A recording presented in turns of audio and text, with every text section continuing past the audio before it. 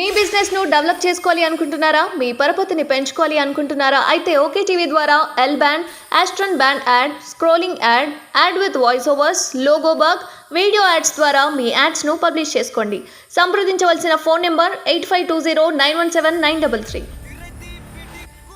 మేడిగడ్డ కుంగుబాటుకు నిర్లక్ష్యమే కారణం. కాళేశ్వరం ప్రాజెక్టులోని మేడిగడ్డ పిల్లర్లు కుంగడానికి పొరపాట్లు, నిర్వహణలో తీవ్ర నిర్లక్ష్యమే కారణమని చర్చ. ఇరిగేషన్ సర్కిల్స్లో జోరుగా సాగుతున్నది. నిర్లక్ష్యమే ప్రాజెక్టు ఉనికిని ప్రశ్నార్థకంగా మారింది ఇరిగేషన్ ఇంజనీర్లు అంటున్నారు. మొత్తానికి మేడిగడ్డ మొత్తం ఆగం చేసి పడేసారు. 1,00,000 కోట్లకు పైగా ప్రజాధనం దుర్వినియోగం జరిగింది. ఇవన్నీ వాస్తవాలు. నేనేం చెప్తున్నా అంటే అవంతా అయిపోయింది. పాత చింతకాయ పచ్చడి. 6 లక్షల కోట్ల అప్పు, మేడిగడ్డ 1,00,000 కోట్లు, కాళేశ్వరం 1,00,000 కోట్ల పైన అవినీతి జరిగింది. ఇవన్నీ అయిపోయింది. ఇక ఆ చాప్టర్ అయిపోయింది. మీరేం చేస్తారు అనేది ఇంపార్టెంట్. ఇక్కడ మీరు చర్యలు తీసుకుంటారా లేదా? ఇంట్లో ఎవడైతే 1,000 కోట్లు సంపాదించుకొని అప్పుడు నీటిపారుదల శాఖ మంత్రితో పాటు ఎవడ అధికారులు ఉన్నారో ఆ అధికారులందరూ కూడా లోపలేసే ప్రయత్నం కాంగ్రెస్ ప్రభుత్వం చేయాలి. అప్పుడే మిమ్మల్ని నమ్ముతారు. తీసుకుపోయి లోపల దర్యాప్తు జరగాలి. సో దీని మీద పూర్తి చర్చ జరగాల్సిన అవసరం ఉంది. మాట్లాడదాం మనం, చాలా ఉన్నాయి. మేడిగడ్డ కాళేశ్వరం అనేది పెద్ద ఇది. కొడంగల్ నరసింహ ఒక పాట పాడిండు ఇదే కాళేశ్వరం ప్రాజెక్టు మీద. చాలా ఆ పాట పాడినందుకు కొడంగల్ నరసింహని తీసుకుపోయి పోలీస్ స్టేషన్లకు కేసులు పెట్టడం ఇవన్నీ జరిగింది.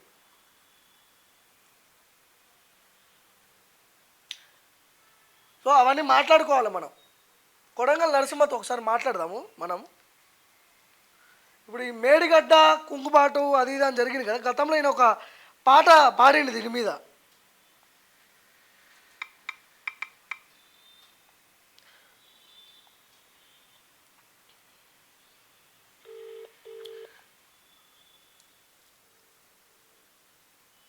కాళేశ్వరం తోటి 100 ఎకరాలను మీ ఫామ్ హౌస్లోకే మళ్ళించినవయ్యా, ఎట్లుండే మీ బతుకులు గతములో తెలంగాణ రానప్పుడు అనే పాట పాడిండు నరసింహ, కొడంగల్ నరసింహ. ఈయన మీద గతంలో కేసీఆర్ హయాంలో కూడా కేసులు పెట్టి నిర్బంధాలు చేశారు. ఒకసారి మాట్లాడదాం.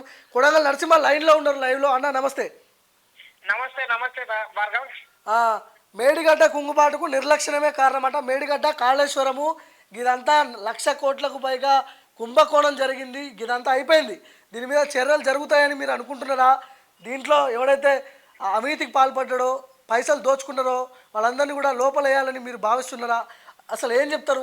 మీ కాళేశ్వరం గురించి మీరు ఒక అద్భుతమైన పాట కూడా పాడిర్రు. ఒక్కసారి మన ప్రేక్షకుల కోసం ఏం చెప్తారు మీరు దీని గురించి?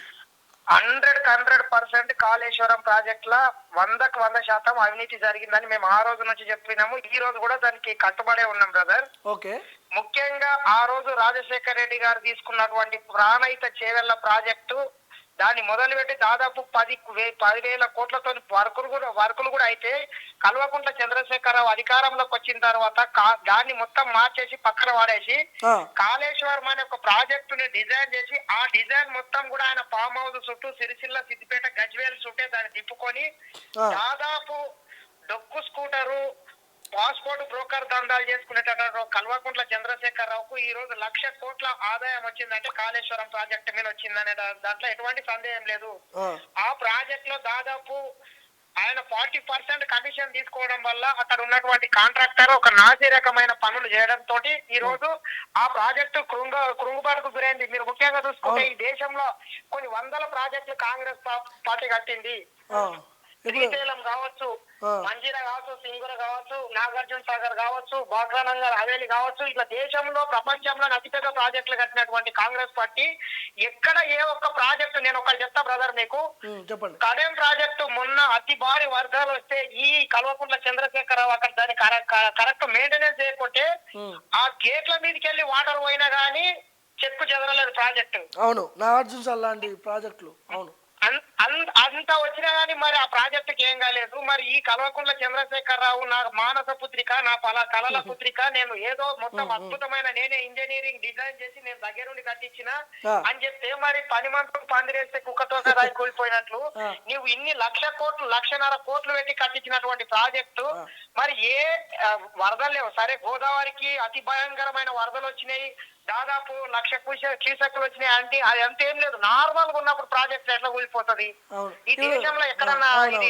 సంభవం అవుతుందా? ఇప్పుడు పాలమూరు ప్రాజెక్టు ఫెయిల్యూర్ ప్రాజెక్ట్ అంటారా, అది సక్సెస్ అయిందా? ఎట్లా ఏం చెప్తారు దాని మీద పాలమూరు రంగారెడ్డి? పాలమూరు ప్రాజెక్టు ఎక్కడేసిన గొంగర ఎక్కడి ఉంది, దాంట్లో 10% వర్క్ కాలేదు. అది అంతా మా పాలమూరు బిడ్డని మళ్ళొకసారి నిండా ముంచడానికి మోసం చేసిండు. అది ఆ ప్రాజెక్ట్ ఇప్పటి వరకు దానికి 10% నిధులు కేటాయించలేదు. ఈ కాళేశ్వరం అంటే ఆయన ఫామ్ హౌజులకు నీళ్లు వస్తున్నాయి కాబట్టి దాని ఆగమేఘాల మీద ఆయన ఏదో రకంగా నాసి రకం పనులు చేసి ఈరోజు అది కూడా ఇప్పుడు కూలిపోయింది. ఇదే పాలమూరు ప్రాజెక్టు మీద కాళేశ్వరం మీద ఒక పాట, అద్భుతమైన పాట రాసిర్రు, మీరు పాడిర్రు. ఒకసారి మా ప్రేక్షకుల కోసం అది ఆ కేసీఆర్ చేసిన అవినీతి, ఆయన చేసిన దుర్మార్గాల గురించి పాట, అద్భుతమైన పాట పాడిర్రు. మీరు ఒకసారి పాడాల్సిన అవసరం ఉంది ఇప్పుడు మార్నింగ్ న్యూస్. 100%.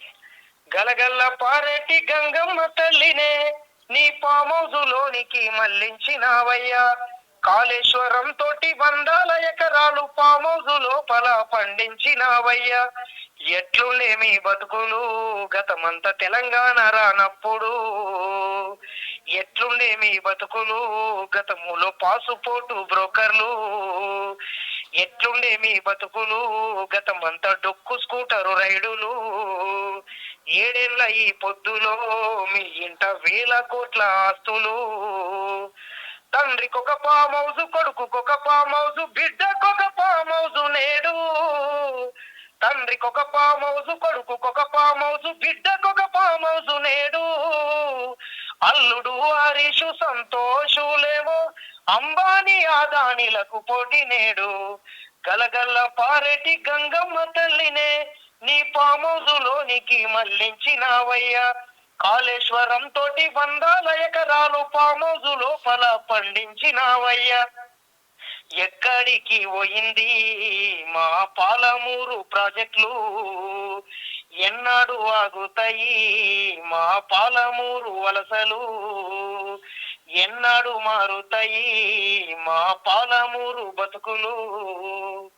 ఈ పాట పాడితే మా మీద కూడా కేసులు పెట్టిండు ఆ దొర.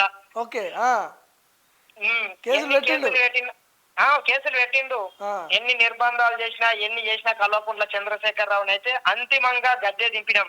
ఇప్పుడు పాస్పోర్ట్ బ్రోకర్లు ఎవరు, డొక్కు స్కూటర్ ఎవరిది? 100% కల్వకుంట్ల చంద్రశేఖరరావు తెలంగాణ ఉద్యమం రాకన ముందు ఆయన ఆస్తులు ఎన్ని, గతంలో పెద్దలు గోనె ప్రకాష్ రావు గారు చెప్పేవారు. కేసీఆర్ ఫస్ట్ ఆయన ఎమ్మెల్యే అయినప్పుడు అసెంబ్లీకి ఒక డొక్కు స్కూటర్ మీద వచ్చేదంట. అక్కడ అసెంబ్లీ ప్రాంగణంలో మరి బీడీలు కూడా కొనుక్కోని పరిస్థితి ఉంటే సిగరెట్లు మంది దగ్గర అడుకొని తాగేవాడని గోనె ప్రకాష్ రావు గారే చెప్తారు. మనమైతే చూడలేదు. సీఎం కేసీఆర్ గారి గురించి చెప్తున్నారు మీరు ఇప్పుడు. 100% డొక్కు స్కూటరు, పాస్పోర్ట్ బ్రోకర్లు. మరి ఆయన అల్లుడు హరీష్ రావు తెలంగాణ ఉద్యమ సమయంలో 100 రూపాయలు పెట్టి పెట్రోల్ తెచ్చుకున్నారు కానీ ఒక రూపాయి అగ్గిపేట తెచ్చుకోలేదంటే రూపాయి లేకనే కదా, ఉంటే కొనేది కదా అది కూడా. మరి డొక్కు మూల ఒక పారగన్ చెప్పులు వేసుకొని ఒక ట్రంక్ పెట్ట తీసుకొని వెల మాస్టర్కి వచ్చినటువంటి హరీష్ రావుకు ఈ రోజు 70,000 80,000 విలువ చేసే చెప్పులు ఏ రకంగా వాడుతున్నాడు.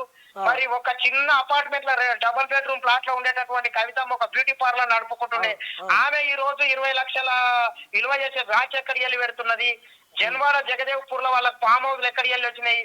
తెలంగాణ బిడ్డల రక్తాన్ని పట్టి పీడించి బరేజన్గల్లాగా ఈ రాష్ట్రాన్ని మొత్తం దోసుకుంటేనే కదా. అల్లుడు హరీష్, సంతోష్ రావు ఆస్తులు అంబానీ అదానీ ఆ రేంజ్ లో పోయినాయా? 100% అల్లుడు హరీష్ రావుకు, సంతోష్ కు అంబానీ ఆదాయాలను కూడా మించుతుండ్రు. ఇంకో 5 ఏళ్ళు కూడా వీళ్ళనే ఎన్నుకుంటే నేను చెప్తా. నమస్తే తెలంగాణ పేపర్ ఎక్కడికి వెళ్ళి వచ్చింది, టీ న్యూస్ ఎక్కడికి వెళ్ళి వచ్చింది, తెలంగాణ టుడే పేపర్ ఎక్కడికి వెళ్ళి వచ్చింది. ఆ జూబ్లీహిల్స్ లో బంగ్లాలు మొత్తం రెంట్ కు తీసుకొని ఇవన్నీ ఈ రోజు ఆ సొంత బిల్డింగ్లు అయినాయి. మీకు ఒకటి ఐడియా ఉందా? అదే నమస్తే తెలంగాణ పేపర్ లో నేను ఇంతకు ముందు డ్యూటీ చేసేది 2012 నుంచి నేను 18 ఎలక్షన్ వరకు చేసిన. ఆ రోజు మొత్తం ఆ బిల్డింగ్లు అన్ని రెంట్లు ఉండే. ఈ రోజు మొత్తం సొంత బిల్డింగ్లు ఎక్కడికి వెళ్ళి వచ్చినాయి. అవి మొత్తం సొంత బిల్డింగ్లు అయినాయి. మొత్తం ఆక్రమించి లాగేసుకున్నారు, సంపాదించుకున్నారు. సరే అన్న, ఇప్పుడు నేనేమంటున్నా అంటే ఇవన్నీ జరిగిపోయినాయి. దీని మీద దర్యాప్తు జరగాల వద్దా? కాళేశ్వరంపై దొంగలని జైల్లో వేయాల్సిన అవసరం ఉందా లేదా? దర్యాప్తు జరుగుతుందని మీరు అనుకుంటున్నారా?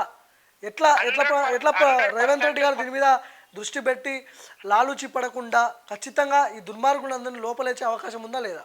చివరిగా చెప్పండి. 100% రేవంత్ రెడ్డి అన్న గారికి లాలుచి పడాల్సిన అవసరము ఆవశ్యకత ఎంతైనా లేదు. ఎందుకంటే నేను ఖచ్చితంగా ప్రభుత్వం ఏర్పడి ఒక నెల కూడా కాలేదు. ఖచ్చితంగా కల్వకుంట్ల చంద్రశేఖర్ రావు చేసినటువంటి అన్ని అవినీతి మీద ఖచ్చితంగా దర్యాప్తు జరుగుతుంది. ఖచ్చితంగా శిక్ష చేసిన వాళ్ళు ఎవరు తప్పించుకోవడానికి వీలైతే లేదు. ఈ ఆర్థిక నేరగాళ్ళు అనేటోళ్ళు మర్డర్ ఈ ఎట్లా అంటే మర్డర్ కేసు కన్నా పెద్ద కేసులు ఇవి. ఆర్థిక నేరగాళ్ళు ఈ దేశానికి చాలా డేంజర్. తెలంగాణ ఇప్పుడు ఆ రోజు కాంగ్రెస్ ప్రభుత్వము తెలంగాణ రాష్ట్రాన్ని ఒక 60-70 వేల కోట్ల మిగులు బడ్జెట్ తో ఇచ్చిపోతే ఈ రోజు ఆయన ప్రభుత్వంలోకి వెళ్ళి గద్దెగినప్పుడు మన ఖజానాలో 1 రూపాయి లేకుండా ఎట్లా ఊడ్చుకనాకిపోతాడు? అవునవును. ఓకేనా? ఉద్యోగులకు జీతాలు ఇవ్వకుండా ఒక్కొక్క డిపార్ట్మెంట్ లా ఎలక్ట్రిసిటీ కావచ్చు, వివిధ డిపార్ట్మెంట్ లా 60 వేల కోట్లు, 70 వేల కోట్లు, 1,00,000 కోట్లు, అదనంగా 6 లక్షల కోట్లు కాకుండా ఒక్కొక్క డిపార్ట్మెంట్ లో ఇన్ని కోట్లు బకాయిలు పెట్టి ఎట్లా పోతాడు? ఈ రాష్ట్రాన్ని అసలు కుక్కలు చింపిన ఇస్తారా కన్నా దారుణం చేసిండు ఈ రోజు. అవును. తెలంగాణ రాకన్నా ముందు గవర్నమెంట్ ఉద్యోగులకు 31st జీతాలు వాడేటివి. ఈ రోజు మళ్ళా 30 తారీఖు వస్తే పడతలేవు అంటే ఏ రకంగా చూసుకోవచ్చు? మరి ఇంత రాష్ట్రం అప్పుల పాలన ఉంటే ఆయన మళ్ళా 100 కోట్లు పెట్టి ఆ కాన్వా ఏం అవసరం ఉండే? అవునవును. వాళ్ళ అప్ప జాగిరా ఒక్కొక్క ల్యాండ్ క్రూజర్ 3 కోట్లు అంట తీసుకుపోయి ఏపీలో దాచిపెట్టిండ. ఒక్క ల్యాండ్ క్రూజర్ 3 కోట్లు, మళ్ళీ దాన్ని బుల్లెట్ ప్రూఫ్ చేయాలంటే మళ్ళీ ఒక 50-60 లక్షలు ఎక్స్ట్రా అవుతుంది. ఈజీగా 4 కోట్లు. దాదాపు ఒక్కొక్కటి 3.5 నుంచి 4 కోట్లు. 22 ల్యాండ్ క్రూజర్లు మొత్తం 4 ల్యాండ్ ఒక్కొక్కటి 4 కోట్లు అంటే దాదాపు 100 కోట్లు. అవును. 100 కోట్లు పెడితే ఎంతమంది పేదలు ఎంతమందికి ఇల్లు కట్టియచ్చు, వివిధ అవకాశాలు కల్పించచ్చు. మరి ఎందుకు ఇంత అంగు ఆర్పాటాలు?